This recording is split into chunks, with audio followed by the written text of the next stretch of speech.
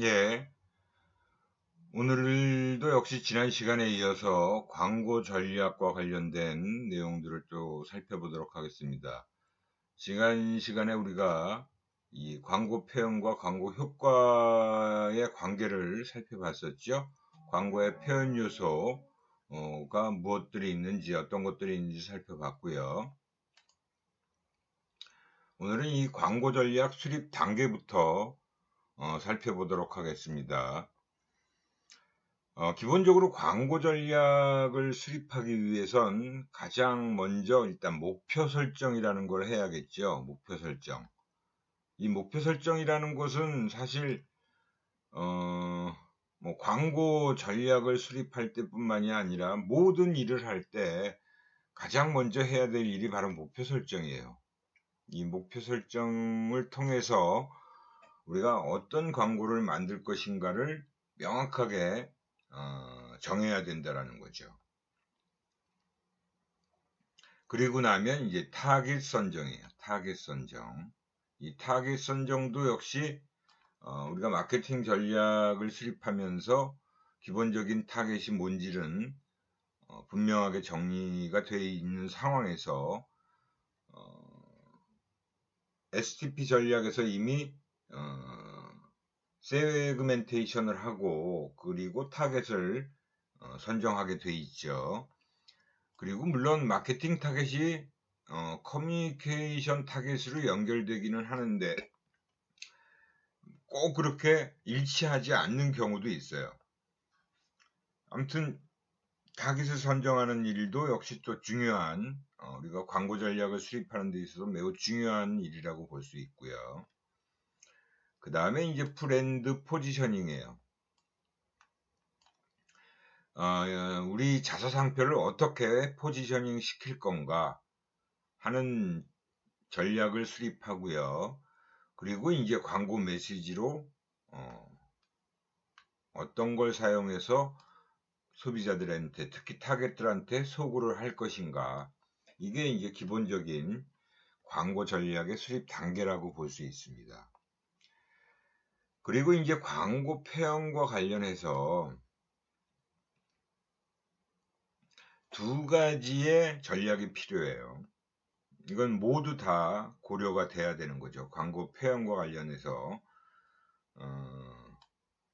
첫 번째가 바로 what to say예요. what to say. what to say는 뭐예요? 무엇을 말할 것인가 하는 게 우선 첫 번째고요. 그 다음에 how to say예요. 어떻게 말할 건가? 이건 어떻게 보면 방법론적인 것을 얘기하겠죠. what to say는 뭘 얘기할 건가? 그거를 결정하는 거예요. 그래서 what to say에서는 기본적으로 브랜드의 특성을 소구하는 경우와 소비자들에게 니즈를 환기시킨다, 불러일으킨다라는 거죠. 이보크 시킨다라는 뜻이에요. 그러니까 소비자들에게 욕구를 불러일으키는 작업이죠. 그 다음에 또 소비자들이 효용을 이해하게 한다. 우리 상표가 이러이러한 것들이 바로 베니핏이다. 바로 소비자들이 우리 상표를 이용하게 되면 얻는 혜택들이 이런 것들이 있다 하는 것들을 이제 알려주는 거죠. 그래서 와투세이에서는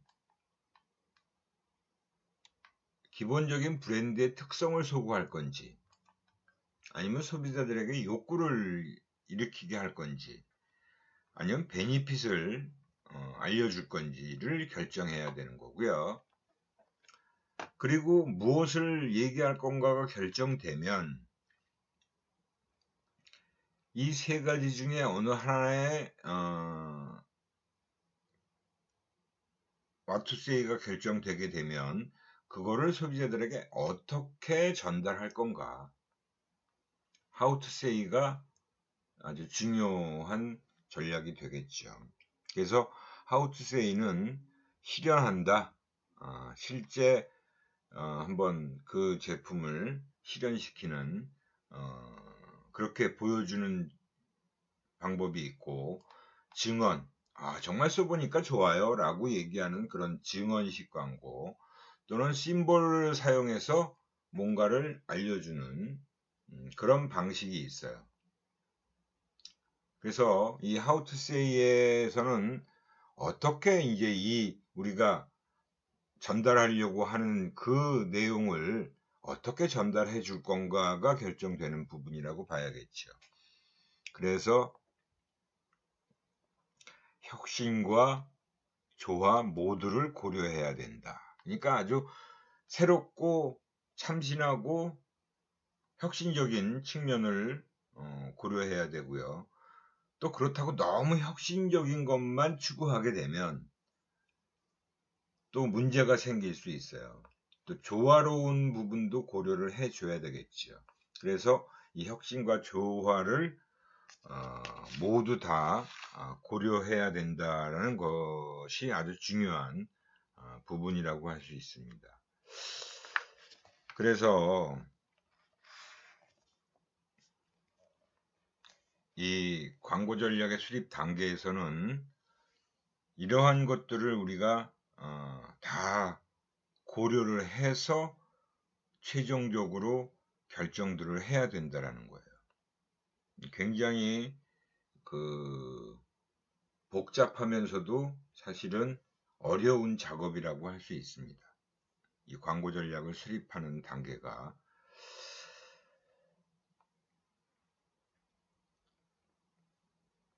그래서 사실은 이 목표를 설정한다는 거, 타깃을 설정한다는 거, 그 다음에 브랜드 포지셔닝, 그 다음에 이제 광고 메시지 소구 방법이라고 되어 있습니다. 그래서 이 네 번째 광고 메시지 소구 방법이라는 것이 굉장히 여러 가지 방법이 있잖아요. 그죠? 무엇을 전달할 건가, 그리고 어떻게 전달할 건가. 이 메시지 소구 방법이 어떻게 보면 광고의 표현 단계하고도 바로 연결되어지는 얘기라고 볼 수 있죠. 이 소구 방법은 바로 이것과 연결되고, 광고 표현 단계는 바로 what to say와 how to say를 결정하는 그런 작업이다라고 보시면 됩니다.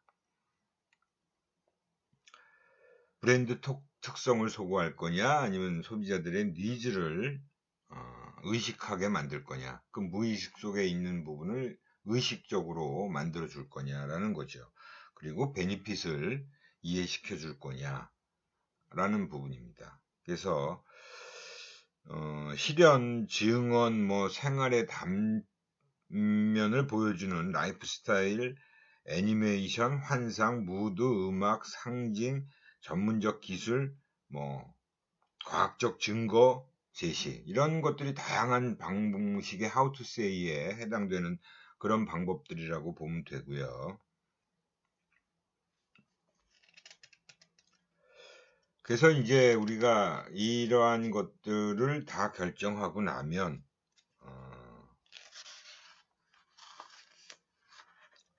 실질적으로 이제 광고 제작에 들어가게 됩니다. 그래서 이 효과적인 광고 전략에 몇 가지 종류가 쭉 나와 있죠. 이제 우리 교재에도 보면 6가지 전략이 나와 있어요. 보편 전략부터 선취 전략이라고 하는 거, 그 다음에 USP 전략, 브랜드 이미지 전략, 포지셔닝 전략, 그 다음에 동저 전략까지 이제 크게 이렇게 6가지 정도로 구분해서 얘기를 하고 있습니다. 그래서 광고 표현을 이제 우리가 앞에서 어떻게 할 거냐를 결정 지으면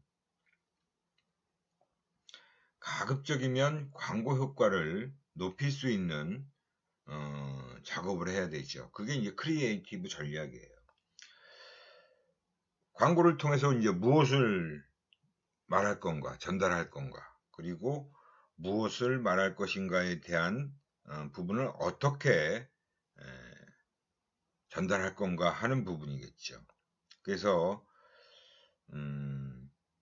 이 6가지 전략 중에 하나를 일단 정해서 그 전략에 맞는 작업들을 해야 돼요. 우선 첫 번째가 보편 전략이라고 하는 겁니다. 보편 전략.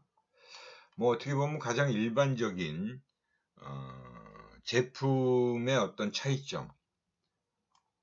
그러니까 다른 상표와 우리 상표가 바로 이런 차별점이 있다. 우리 상표가 경쟁 제품과의 차이점을 알리거나 또 자사 제품의 우수성을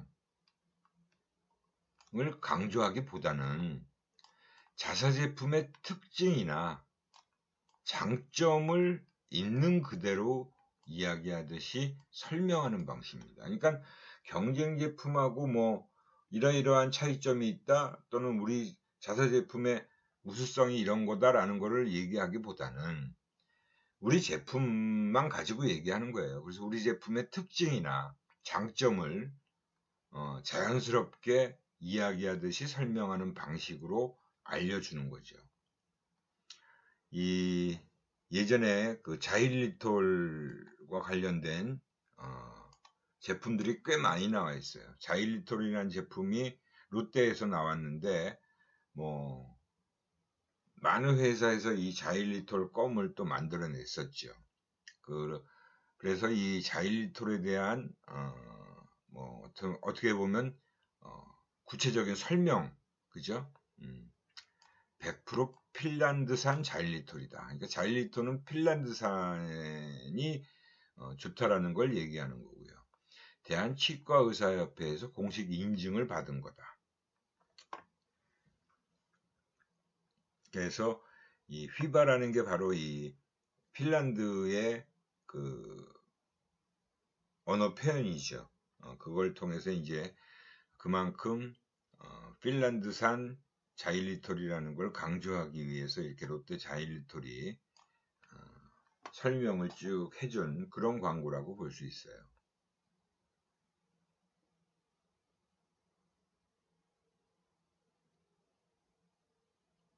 그래서 뭐뭐는 자일리톨 껌의 대명사입니다 같은 카피를 통해서 보편 전략을 사용하고 있는 그런 경우라고 생각하시면 됩니다. 그 다음에 선취 전략이라고 하는 것은 이제 선취는 말 그대로 이제 먼저 선점한다라는 뜻이겠죠. 선취 전략은 우리가 먼저 선점을 하게 되면 다른 데서 하면 따라하게 되는 거잖아요. 그래서 가급적이면 우리만 가지고 있는 그런 어떤 그 우위점을 가지고 얘기하는 게 가장 적합한 전략이라고 볼 수 있죠.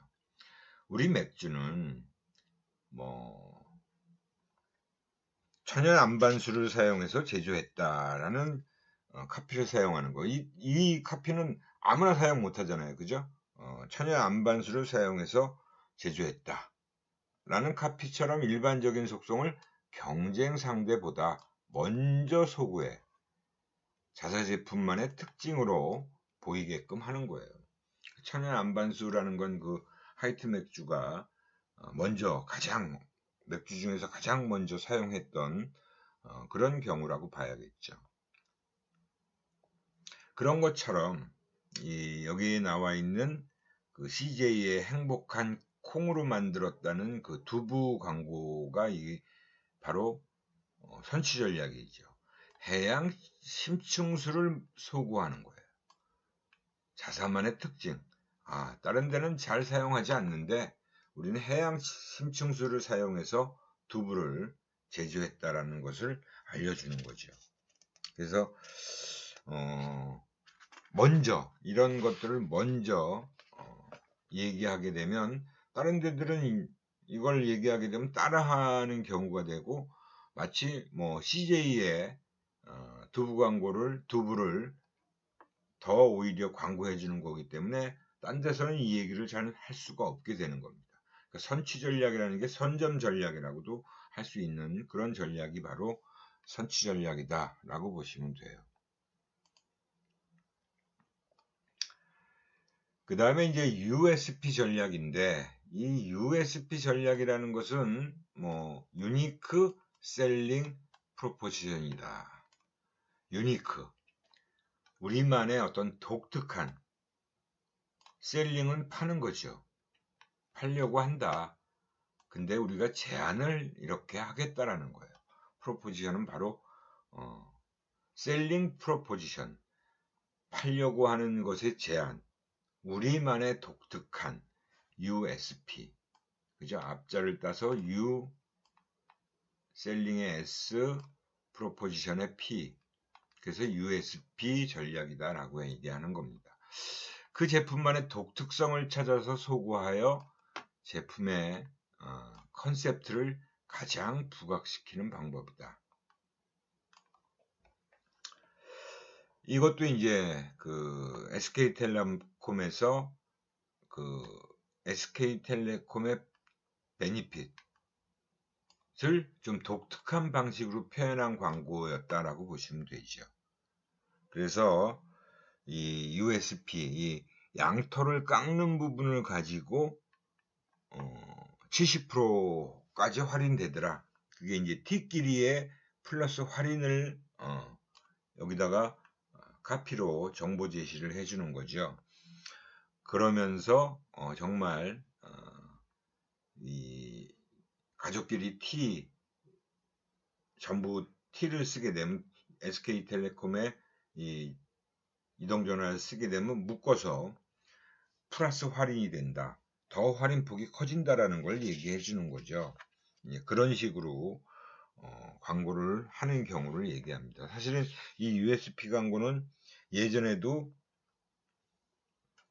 그 바나나 우유 광고 같은 경우가 USP 광고의 하나였다라고 볼 수 있죠. 바나나 우유. 그 예전에 우리가 바나나 우유 광고에서 바로 그런 그 USP의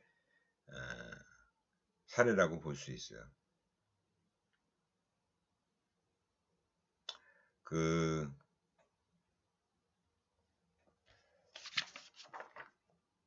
우리 교재에서 2-11 그 포지셔닝 전략을 얘기한 부분이 그 바나나 광고를 얘기한 부분이고, 사실 USP 전략에서는 사실은 이 제품 편익을 얘기한 부분이다.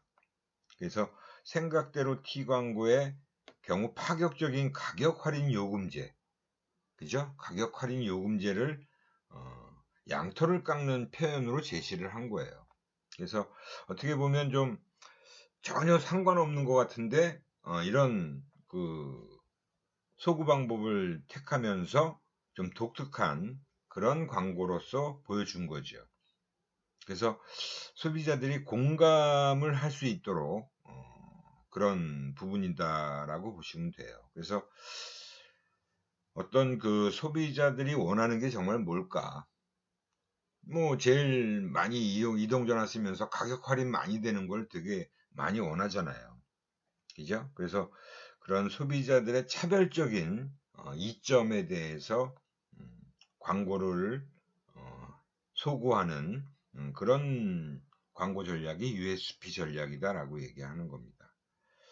제가 좀 전에 얘기했던 바나나 우유 광고는 포지셔닝 전략에서 얘기하는 거예요. 제가 잠시 조금 헷갈렸던 부분인데, USP 전략은 바로 그런 경우, 어떤 자기네가 가지고 있는 베니핏을 좀 독특한 표현 방식으로 사용해서 소비자들의 공감대를 이끌어내는 그런 광고의 경우가 USP 전략이다라고 보시면 돼요.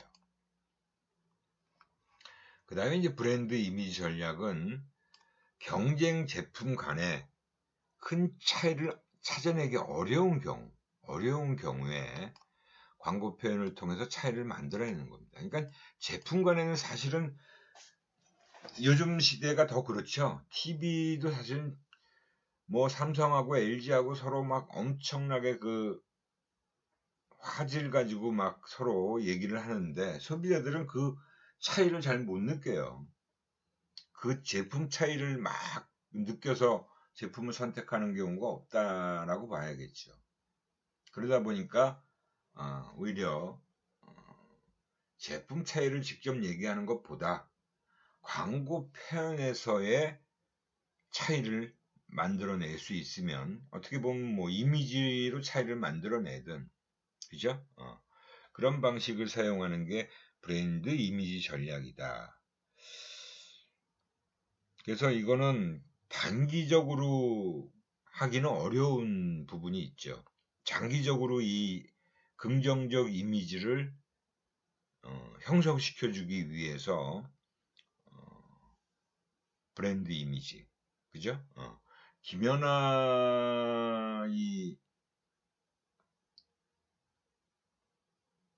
그 모델 같은 경우는 지금도 모델 활동을 꾸준히 하고 있어요. 그만큼 뭐 소비자들에게 선호도가 높게 나타나는 경우도 있고 깨끗한 이미지를 잘 관리하고 있기 때문에 김연아 선수가 지금은 선수 생활을 그만두고 벌써 오래전에 그만뒀잖아요. 그죠? 그럼에도 불구하고 김연아 이 모델 같은 경우가 굉장히 이미지가 깨끗해요. 그래서 이 현대자동차에서도 예전에 했던 광고긴 한데 현대자동차에 대한 브랜드 이미지 호의도를 높이기 위해서 이런 카피와 함께 자신감이 두려움을 밀어냈습니다. 그죠? 최고는 우리 안에 있습니다. 이런 식의 카피를 쓰면서 브랜드 이미지를 좀 증가시키기 위해서 그죠? 누구도 믿어주지 않았습니다. 김연아가 금메달을 딸 것이라고는. 근데 그런 자신감이 두려움을 밀어내면서 최고의 그 금메달을 딴 그런 김연아의 이미지를 가지고 현대자동차에서 브랜드 이미지 광고를 했다라고 보시면 되겠죠. 그래서 이런 경우가 이제 브랜드 이미지 전략이라고 볼 수 있어요. 그 다음에 이제 아까 제가 좀 전에 얘기했던 이 USP 전략하고 브랜드 이미지 전략을 사실은 좀 짬뽕 시켰다라고 보시면 돼요. 그래서 혼합했다. 혼합한 방식으로 자사 브랜드만을 생각하기보다는 항상 경쟁 브랜드를 의식하고 광고 표현을 만든다라는 거예요. 우리가 앞에서는 자사 브랜드의 어떤 그런 부분을 가지고 광고를 만드는 경우인데 이건 이게 경쟁 제품을 생각해서 어느 정도 원래 바나나 우유는 빙그레에서 만들었잖아요. 그죠? 그래서 빙그레 바나나 우유는 원래 노란색이었단 말이죠. 노란색이잖아요. 지금도. 근데 그렇게 기존에 그렇게 포지셔닝 돼 있는 부분을 원래 바나나는 보니까 까보니까 하얗더라 라는 메시지를 통해서 그것과는 좀 차별화시키는 그런 부분이 있겠죠. 그죠?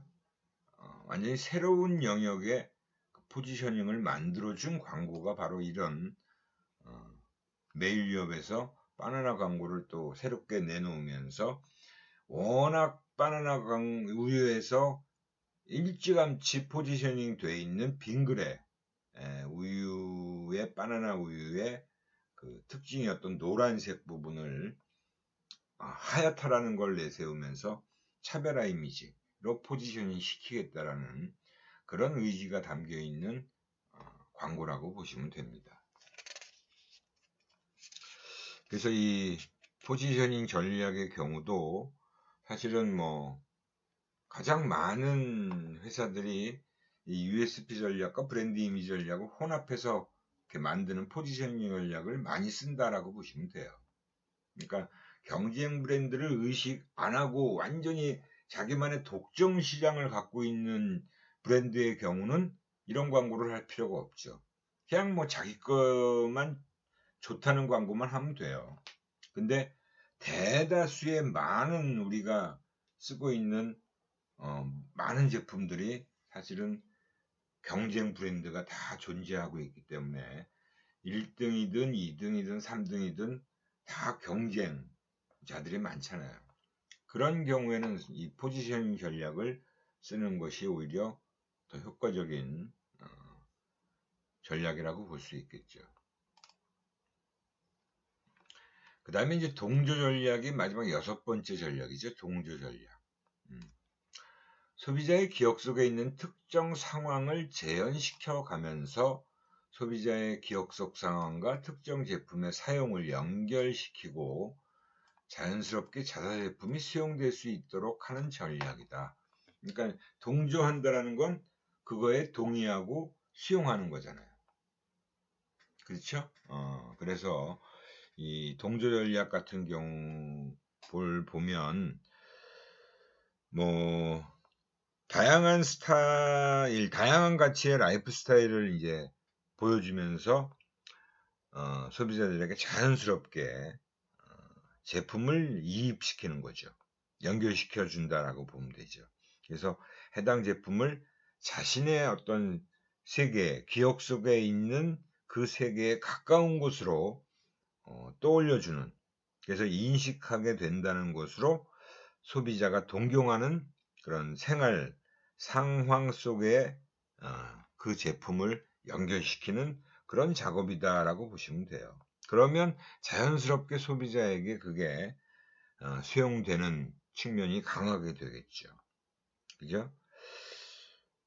사실은 이게 지금 눈 보호제 같은 그런 제품이죠. 이게 I2O라고 해서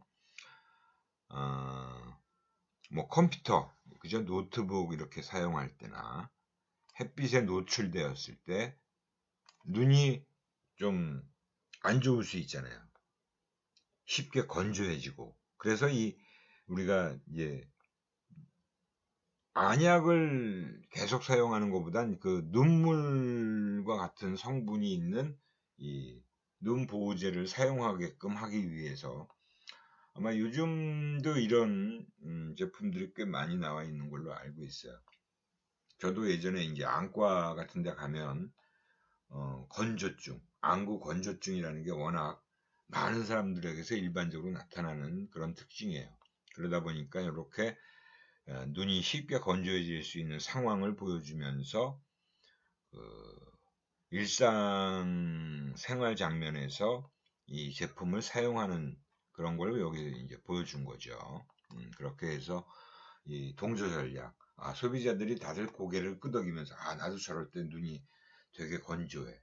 컴퓨터 오래 봐도 그렇고 햇빛에 노출됐을 때도 그렇고 그럴 때 이제 이렇게 이 제품을 통해서 눈에 넣어주게 되면 자연스럽게 눈이 좀 부드러워지잖아요. 그죠? 촉촉해지면서 그런 것들이 바로 이런 동조 전략에 해당되는 것이다 라고 보시면 됩니다. 이렇게 해서 우리가 광고 전략이라는 부분을 쭉 살펴봤어요. 그래서 이렇게 크게 6가지의 광고 전략들을 살펴봤고 요번에 이제 나오는 3번째 광고 소구 방법은 이것도 몇 가지가 있죠. 광고 소구 방법에 광고 소구 방법으로 가장 일반적인 방법들이다라고 보시면 돼요. 유머 소구, 공포 소구, 양면 제시 소구, 성적 소구, 비교 소구, 불완전 소구. 그래서 이런 부분들을 한번 우리가 쭉 살펴볼 필요가 있겠다. 라는 부분이 바로 광고 소구 방법과 관련된 부분이다라고 보시면 돼요.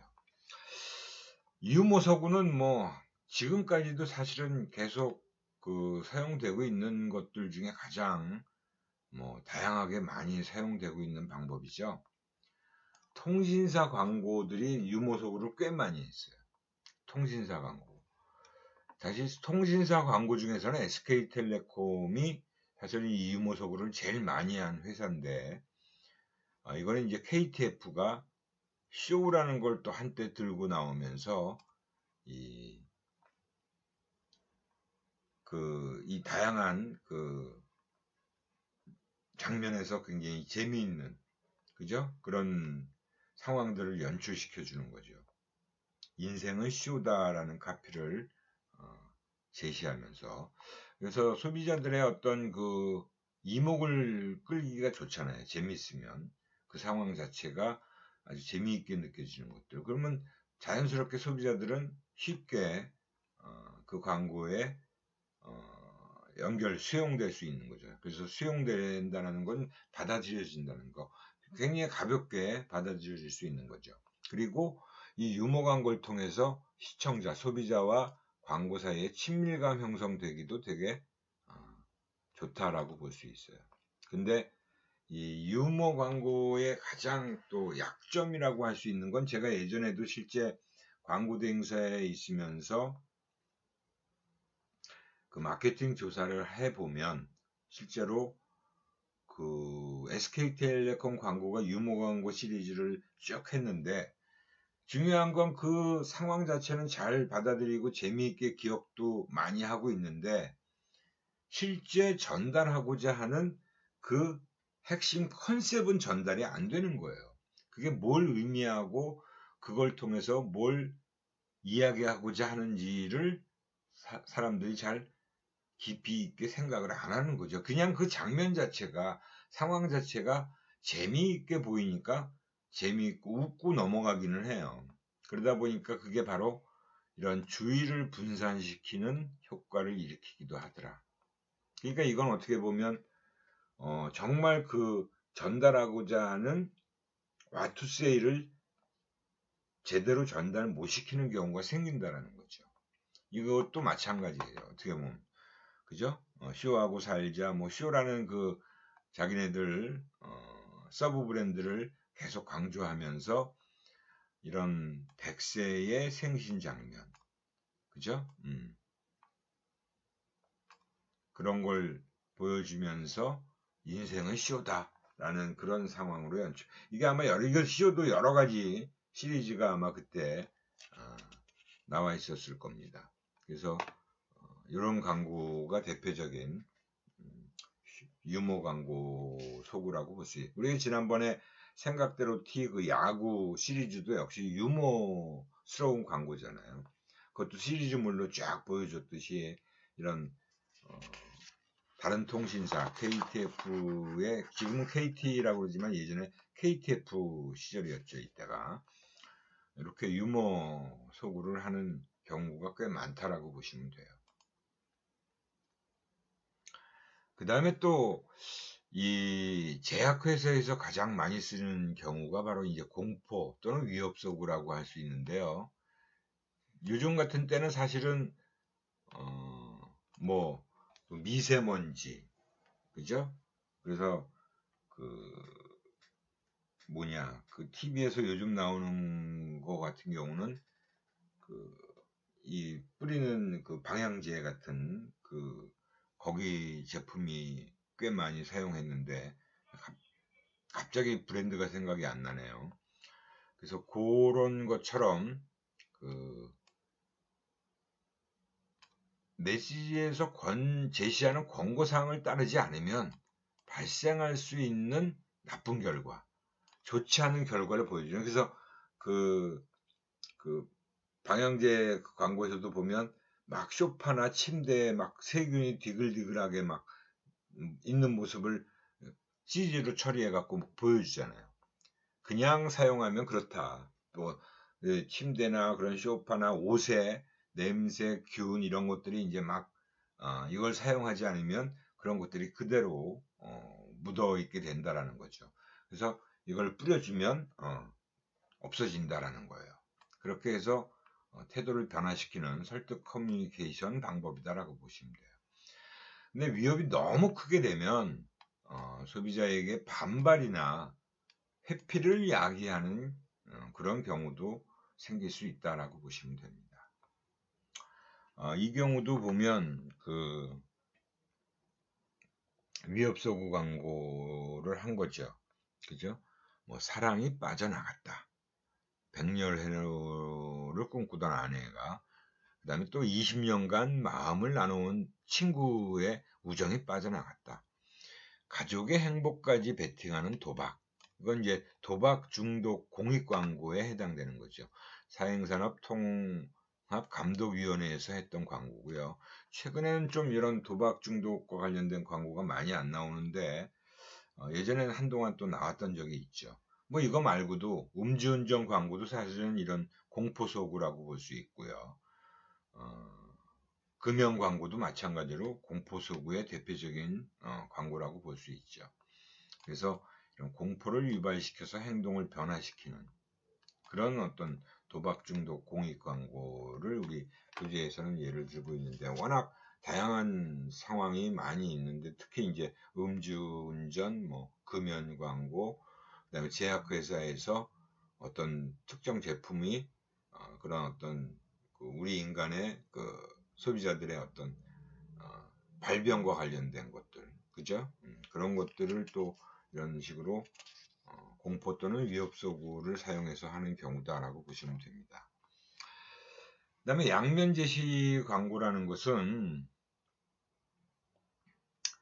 한쪽만 얘기하는 게 아니에요. 우리가 보통 이제 장점만 주로 얘기 많이 한다라고 생각하잖아요. 근데 그 장점만 얘기하는 것이 아니라 단점, 그죠? 반대 의견도 같이 제시하는 거예요. 어떻게 보면 이거는 소비자들에게 좀 더 솔직하게 우리가 이렇게 얘기를 한다. 신뢰도를 높이는 거죠. 그 브랜드에 대한 신뢰도가 올라갈 수 있는 거예요. 그래서 이 회사는 정말 솔직하게 얘기해 주는구나. 이런 좋은 점이 있는 반면에 이런 단점도 있구나라는 걸 같이 제시하는 거죠. 그죠? 그래서 이런 양면 제시 광고를 하는 겁니다. 그래서 우리 교재에도 양면 제시 광고는 실제 광고를 제시 안 했는데, 보통 이렇게 양면 제시하는 광고가 사실은 흔하진 않아요. 그래서 이제 아마 광고를 제시를 못한 것 같아요. 그래서 이제 고관여 상황일 때 주로 소비자들이 정보를 깊이 있게 처리하고 많은 정보를 탐색할 때 이런 양면 제시 광고를 사용한다라고 보시면 돼요. 그래서 솔직하게 정확한 얘기를 해주는구나. 광고에 대한 신뢰가 이제 브랜드에 대한 신뢰로 이어질 수 있는 거죠. 고관여 상황일 때 주로 사용한다라고 보시면 됩니다. 그 다음에 이제 성적 소구 광고는 뭐 또 이것도 굉장히 오래전부터 아주 많이 활용되어 온 분야다라고 보시면 돼요. 그래서 성적인 자극이나 암시로 소구를 하는 방법이다라고 볼 수 있는데요. 뭐 많은 광고에서 이 성적 소구를 하죠. 사실은 근데 이 성적 소구 광고의 문제도 그거예요. 사실은 제품하고 전혀 상관없는데 뭐 여성의 신체를 이용한다든가 이런 것들이 사실은 소비자들의 거부감을 또 불러일으킬 수 있어요. 물론 수용자들이 이런 성적인 감정적 반응 자극이 일어날 수도 있습니다. 왜? 성적인 부분은 사실 우리의 본능적인 부분과 연결되다 보니까 그 자체에서 본능적인 부분으로 인해서 뭔가 자극, 감정적 반응 자극이 강하게 나타날 수는 있는데, 그게 너무 또 제품하고 전혀 상관없는 걸로만 이어지게 되면, 연결시키려고 애를 쓰면 오히려 거부감 또는 주의 분산이 또 나타날 수도 있기 때문에 사실 조심해야 되죠.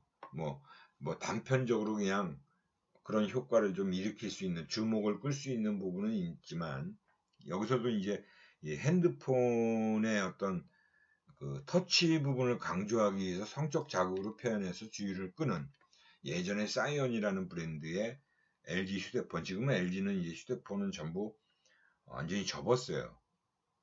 그죠?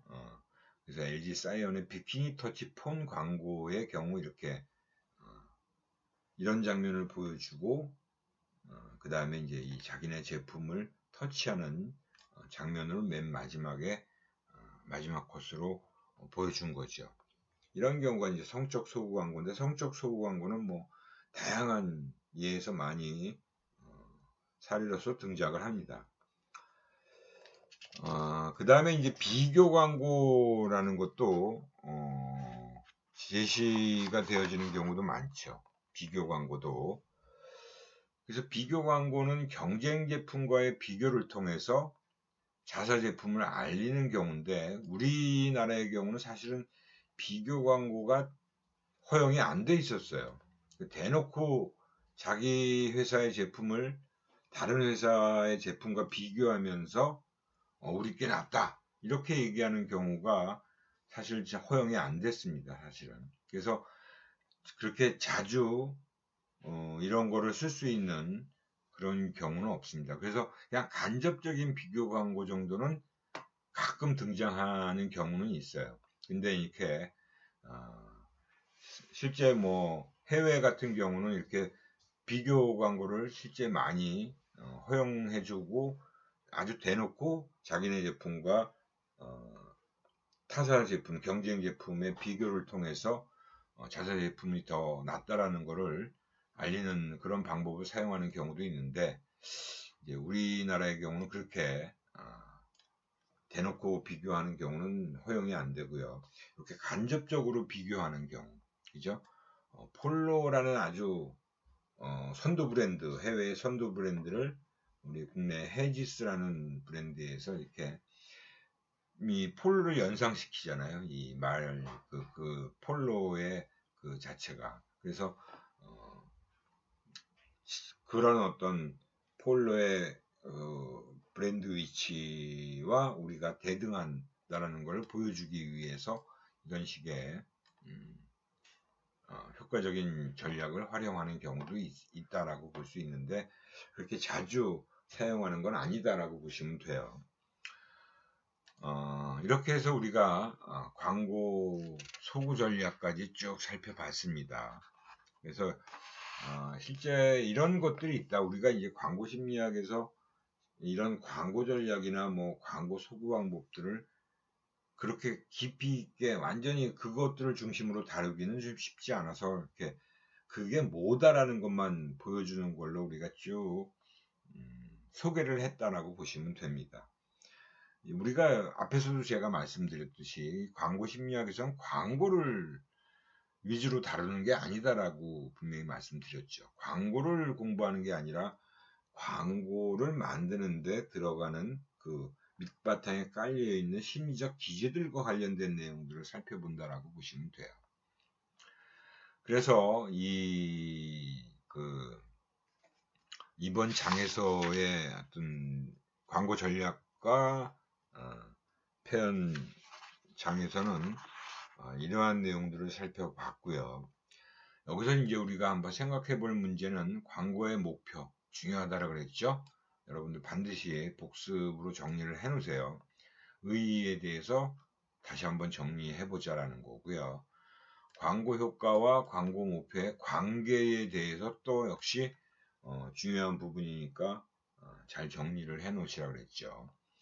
그리고 광고 목표 설정에 따라 효과를 각기 다른 지표로 측정하게 된다는 거. 그래서 어떤 지표들이 있는지 우리가 우선 알아야 되고, 그런 것들이 광고 효과의 어떤 측면들을 우리가 측정하느냐에 따라서 어떤 지표를 활용하는지 그런 내용들을 잘 연결시켜서 정리해 놓으시라고 그랬죠. 그래서 광고 효과의 측정 지표에 대해서 한번 또 정리를 해 보시라고 말씀드리고 싶고요. 광고 효과 위계 모델을 통해서 소비자 행동을 예측할 수 있다. 그리고 이는 광고 효과 전략에 매우 유용하게 활용되고 있다라는 거. 그래서 각각의 효과의 위계의 특징. 앞에서 우리가 살펴봤죠? 위계 이렇게 세 단계인가 세 개의 각각 다른 그 위계의 특징들에 대해서 살펴보고요. 그 다음에 이제 다섯 번째, 광고 효과를 높이기 위한 광고 표현 단계가 있다 그랬죠. 그리고 그 각 단계에 대해서 우리가 한번 생각해 보자 라는 겁니다. 그리고 뭐 이 생각해 볼 문제에서 마지막으로 다루는 게 하나 더 있는데, 여섯 번째가 바로 여기 정리가 안 되어 있는데, 그 광고를 통해 무엇을 전달할지, 그리고 광고 표현을 통해 광고의 효과를 높이는, 그죠? 효과 전략과 광고 소구 방법. 우리가 이번 시간에 맨 마지막 파트에서 공부했던 내용도 그 케이스들, 그죠? 어떤 경우에 이런 전략을 쓰고 그런 전략이 뭐다라는 것 정도는 기본적으로 여러분들이 명확하게 알고 계셔야 된다는 거예요. 이런 내용들은 시험에 잘 나오겠죠. 아무래도 기말고사 때 아마 여기에서 문제가 꽤 나올 거예요. 그래서 정리들을 쭉 해놓으시면 도움이 되실 거라고 봅니다. 그리고 제가 중요하다라고 했던 그런 내용들이 뭔지는 여러분들이 수업을 집중해서 들은 사람들은 충분히 알 수 있으니까 잘 정리하시기 바랍니다. 예, 수고들 많이 하셨고요. 질문 사항이 있으시면 뭐 질문 코너에 반드시 올려주세요. 그죠? 이 광고 소구 전략, 표현 전략 이런 것들에 대해서 만약에 질문이 있으면 반드시 올려주시기 바랍니다. 예, 수고들 많이 하셨고요.